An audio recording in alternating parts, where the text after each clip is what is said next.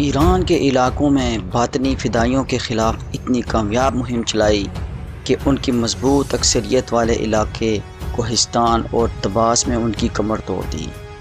پھر ایک صبح جب احمد سنجر اٹھا تو اس نے اپنے قریب ہی ایک خنجر زمین میں پیوست پایا اور اس کے ساتھ ایک خط بھی تھا۔ خط کے الفاظ کم و بیش کچھ یوں تھے کہ حسن ان علاقوں میں امن چاہتا ہے، یہ خنجر زمین کے بجائے تمہارے سینے میں بھی پیوست ہو سکتا تھا۔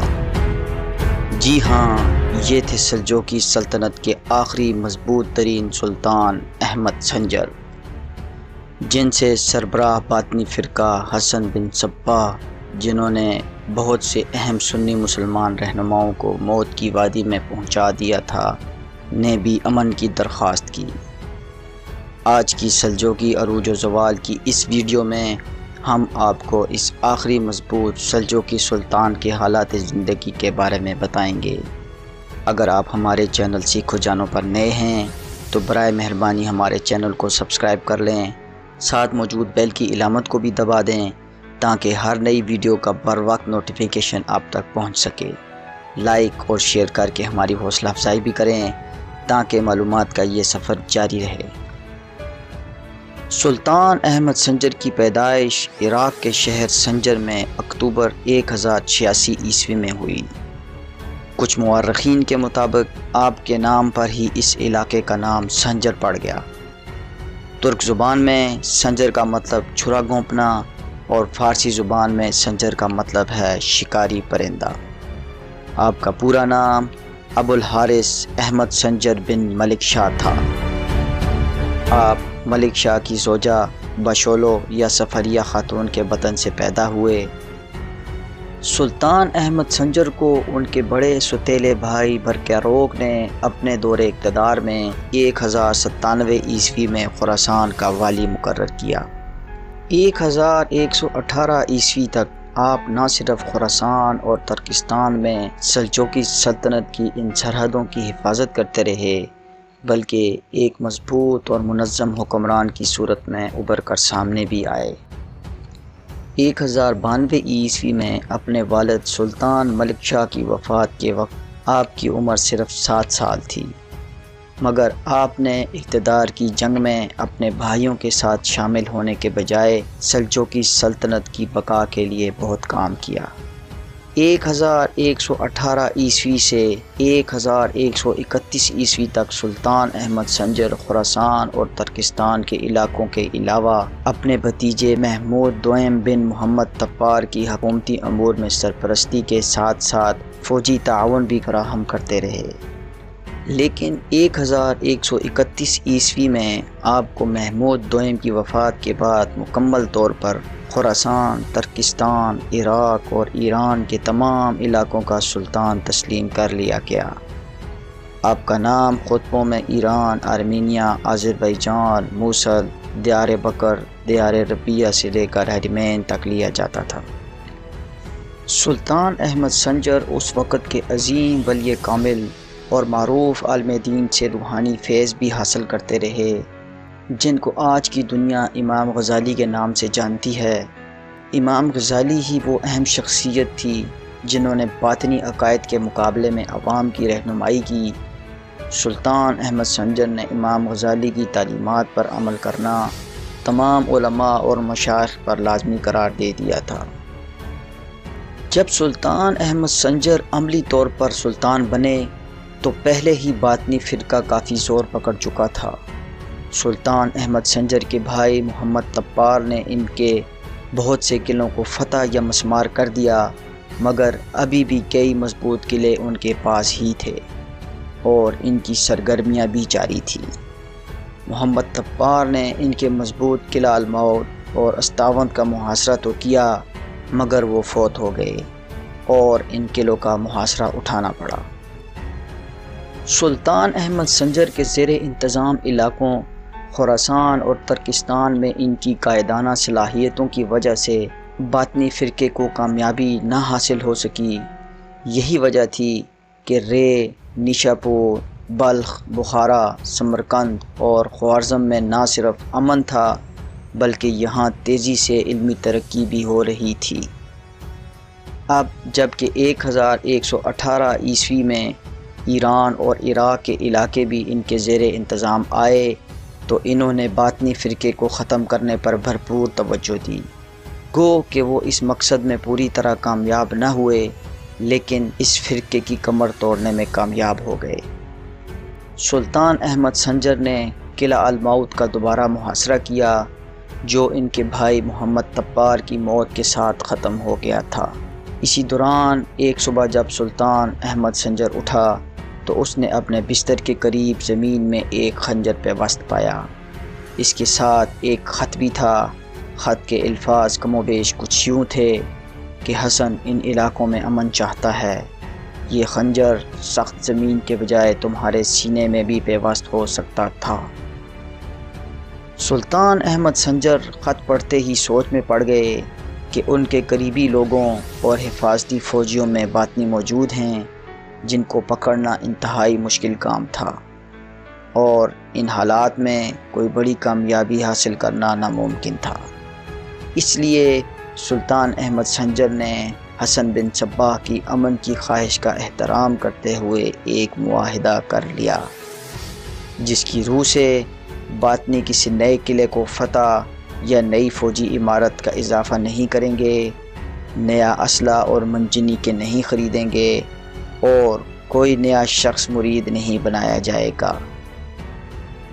اس معاہدے کے بعد 1124 عیسوی میں حسن بن صباح کا انتقال ہو گیا اور سلطان احمد سنجر کے بقیہ دور اقتدار میں باطنی کافی حد تک پرسکون رہے، لیکن ان کا مکمل خاتمہ نہ ہوا، جن کا بعد میں منگولوں کے ہاتھوں مکمل خاتمہ ہوا۔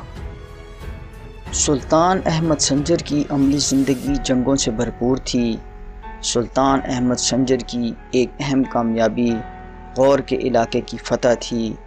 جب غور کی سلطنت علاء الدین حسین کو حاصل ہوئی تو انہوں نے سلطان احمد سنجر کی بالادستی قبول کرنے سے انکار کر دیا۔ اس پر ہرات اور چشت کے درمیانی علاقے میں دونوں فوجوں کا آمنا سامنا ہوا۔ غوریوں کو شکست ہوئی اور علاء الدین حسین قیدی بنا لیے گئے، لیکن سنجر نے انہیں جلد آزاد کر کے اپنے مقربین میں شامل کر لیا۔ 1117 عیسوی میں سلطان احمد سنجر نے غزنی حکمران ارسلان شاہ کے خلاف ایک جنگ لڑی اور اسے شکست دی۔ اس کے بھائی بہرام شاہ کو سلجوقی سلطنت کی طرف سے تخت پر بٹھا دیا اور اس طرح غزنی ریاست کو اپنا خراج گزار بنا لیا۔ 1130 عیسوی میں سمرقند کے حاکم احمد بن سلیمان کی بغاوت کو کچل دیا۔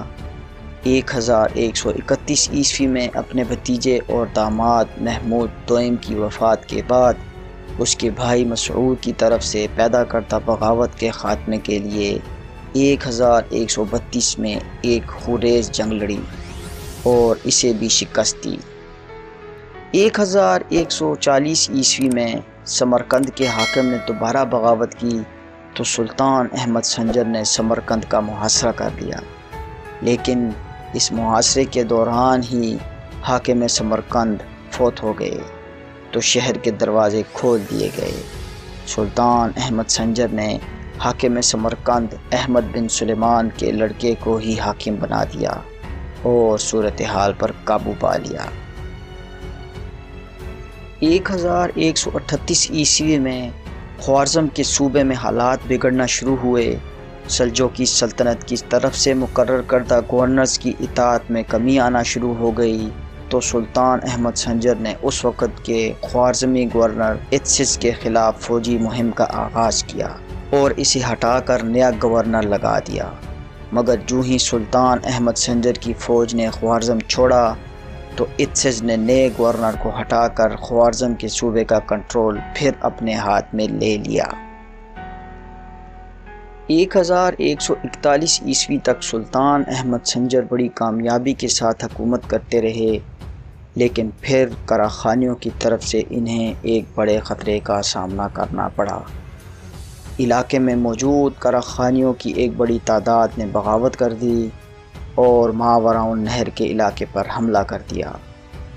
سمرقند کے شمال میں واقع صحرائے قطوان میں احمد سنجر کی فوج اور کراخانی آمنے سامنے آ گئے۔ ایک خوفناک جنگ ہوئی، سنجر کو شکست ہوئی اور اس کے 30,000 فوجی ہلاک ہو گئے۔ سلطان احمد سنجر کی زوجہ ترکن خاتون بھی قیدی بنا لی گئیں اور ماوراء النہر کا علاقہ کراخانیوں کے قبضے میں چلا گیا۔ اس صورتحال سے فائدہ اٹھاتے ہوئے خوارزم کے والی اتسز نے بھی بغاوت کر دی اور خراسان پر حملہ کر دیا۔ سنجر نے بڑی دانشمندی اور جرت سے ان حالات کا مقابلہ کیا اور جلد ہی صورتحال پر قابو پا لیا۔ کراخانیوں کو 5 لاکھ سونے کے سکوں کے عوض راضی کیا اور اپنی زوجہ ترکن خاتون کو آزاد کروا لیا۔ اس کے ساتھ ساتھ سلطان احمد سنجر نے والی خوارزم اتسز کو شکست دی۔ تب اس نے سلطان کی نرم دل طبیعت سے فائدہ اٹھاتے ہوئے معافی مانگ لی اور اطاعت قبول کر لی۔ اس کے بعد کے آنے والے سالوں میں سلطان کو اندرونی اور بیرونی دونوں محاذوں پر کشیدہ صورتحال کا سامنا کرنا پڑا۔ صرف 12 سال بعد یعنی 1153 عیسوی میں سلطان احمد سنجر کو کراخانیوں سے بھی بڑے خطرے سے دوچار ہونا پڑا، جس نے سلجوقی سلطنت کی بنیادوں کو ہلا دیا۔ ہوا کچھ یوں کہ ختلان اور بلخ میں 9 مسلم سلجوقی قسط قبیلے کے 40,000 خاندان آباد تھے، جو سالانہ 24,000 بکریاں بطور خراج سلطان احمد سنجر کو پیش کرتے تھے۔ ایک بار ایک اہلکار نے زیادہ بکریاں طلب کی تو تلخی پیدا ہو گئی اور اس اہلکار کو غزوں نے مار ڈالا۔ یہ خبر والی بلخ کماج تک پہنچ گئی۔ والی بلخ نے سلطان سنجر کو اطلاع دی اور مطالبہ کیا کہ غزوں سے خراج وصول کرنے کا منصب اسے عطا کیا جائے۔ سلطان نے والی بلخ کو یہ منصب عطا کر دیا۔ جب والی بلخ نے جا کر غزوں سے خراج کا مطالبہ کیا تو انہوں نے یہ کہہ کر انکار کر دیا کہ یہ ہمارا اور سنجر کا معاملہ ہے۔ اس پر بات بڑھ گئی اور والی بلخ کماج اور اس کا لڑکا مارے گئے۔ سلطان احمد سنجر کو جب اس واقعے کی اطلاع ملی تو انہوں نے 1153 عیسوی میں غزوں کے خلاف جنگ کا فیصلہ کر لیا۔ غزوں کو جب یہ خبر ملی تو وہ بہت پریشان ہوئے اور بطور صلح 1 لاکھ دینار اور 100 غلام دینے کی پیشکش کی۔ سلطان احمد سنجر یہ پیشکش قبول کرنا چاہتے تھے، مگر ان کے مشیروں نے اس کی مخالفت کی اور جنگ پر اصرار کیا۔ بہرحال سلطان نے لشکروں کو روانہ ہونے کا حکم دے دیا۔ جب فوجی لشکر غزوں کے علاقے کے قریب پہنچے تو غزوں کے نمائندے آ گئے اور انہوں نے اطاعت کا اظہار کیا اور اپنی پیشکش کو بڑھاتے ہوئے 1 من چاندی دینے کا وعدہ کیا، مگر پھر سلطان سنجر کے مشیروں نے مخالفت کر دی اور جنگ پر ہی اصرار کیا اور سلطان نے جنگ کا حکم دے دیا۔ مگر اس دفعہ تقدیر کو کچھ اور ہی منظور تھا۔ چونکہ غزوں کے پاس لڑ کر مرنے کے علاوہ کوئی دوسرا راستہ نہیں تھا، اس لیے انہوں نے نہ صرف جم کر مقابلہ کیا بلکہ مرو، نیشاپور اور خراسان کے دیگر شہروں کو بری طرح تباہ و برباد کر دیا اور سلطان احمد سنجر کو ان کی اہلیہ سمیت قید بھی کر لیا گیا۔ اس غیر متوقع شکست کے نتیجے میں سلطنت میں افراتفری پھیل گئی۔ فاتح گز ترک قبیلوں نے صورتحال کو مزید ابتر کرتے ہوئے خراسان کو بلا مقابلہ جیت لیا۔ سلطان سنجر چونکہ اپنی اہلیہ سے بہت محبت کرتے تھے، اس لیے انہوں نے قید سے فرار کی کوئی کوشش نہ کی اور اسی طرح کم و بیش 3.5 سال گزر گئے۔ غز دن کے اجالے میں سلطان احمد سنجر کو تخت پر بٹھا دیتے اور اپنی مرضی کے احکام صادر کرواتے اور رات کو ان کو قید میں ڈال دیتے۔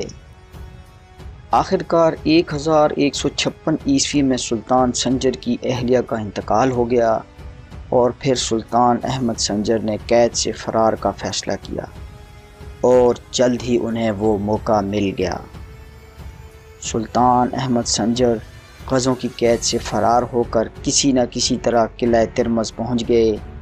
وہاں ان کے وفادار سپاہی ان سے آ ملے۔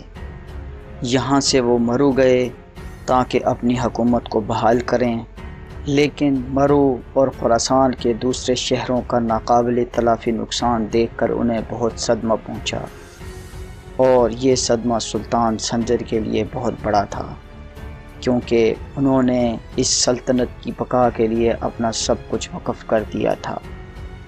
اسی صدمے سے وہ بیمار پڑ گئے اور 8 مئی 1157 عیسوی کو 70 سال کی عمر میں اپنے خالق حقیقی سے جا ملے۔ انہیں مرو میں ہی سپرد خاک کر دیا گیا اور اب بھی ان کا مقبرہ مرو میں ہی موجود ہے۔ سلطان احمد سنجر کی وفات کے ساتھ ہی سلجوقی سلطنت کا تقریباً خاتمہ ہو گیا، کیونکہ سلطان احمد سنجر کی صرف 2 ہی صاحبزادیاں تھیں، کوئی بیٹا نہیں تھا، اس لیے ان کے زیر انتظام علاقوں میں چھوٹی چھوٹی ریاستیں بن گئی۔ ترک حکمران، ترک قبائل اور دیگر ثانوی طاقتیں خراسان کے علاقوں کا کنٹرول حاصل کرنے کی کوشش میں لگ گئیں، اور ایک طویل عرصے کے تصادم کے بعد بالآخر خوارزم نے 1200 عیسوی میں اس علاقے پر اپنا کنٹرول مضبوط کرتے ہوئے ایک نئی ریاست کی بنیاد ڈال دی، جس نے تاریخ میں سلطنت خوارزم کے نام سے اپنا مقام پیدا کیا، جبکہ مغربی طرف سلاجقہ روم ایک خود مختار ریاست کا وجود رکھتے ہوئے صلیبیوں کے سامنے کھڑی تھی۔ ان دونوں ریاستوں کو بعد میں منگولوں نے فتح کر لیا، اور اس طرح سلجوقی سلطنت کی تمام بقایا جات کا بھی خاتمہ ہو گیا۔ بلا شبہ سلطان احمد سنجر عالم اسلام کے ایک عظیم سلطان اور نڈر لیڈر تھے۔ انہیں سلطان اعظم کا لقب بھی دیا گیا۔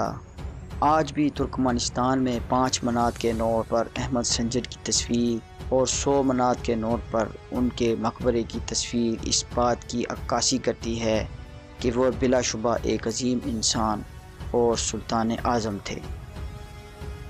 اگر آپ کو ہماری یہ کاوش اچھی لگی تو چینل کو سبسکرائب کر لیں، ویڈیو کو لائک کر کے دوستوں میں شیئر بھی کر دیں تاکہ یہ معلومات زیادہ سے زیادہ لوگوں تک پہنچ سکے۔